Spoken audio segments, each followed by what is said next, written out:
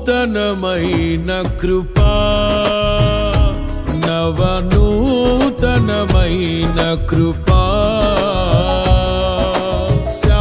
శాశ్వతమైన కృపా బహు ఉన్నతమైన కృపా నిరంతరం నాపై చూపినా నిత్య తేజుడా యేసయ్యా నీ వాత్సల్యమే నాపై చూపిల్చి